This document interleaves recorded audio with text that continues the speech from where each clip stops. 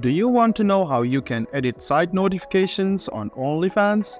If yes, then this video is for you. Hello and welcome to Tech Helpline. It's your host back again with yet another interesting tutorial video. In this video, I'm going to teach you how you can edit the site notification settings on Onlyfans. Go to Onlyfans in your Chrome browser or Edge browser and go to Settings by clicking More. Now, go to Notifications and click on Site Notifications. Now you can enable or disable these notifications according to your choice. So it's quite simple. You can enable it by simply clicking on the tick button. Let me show it to you once again.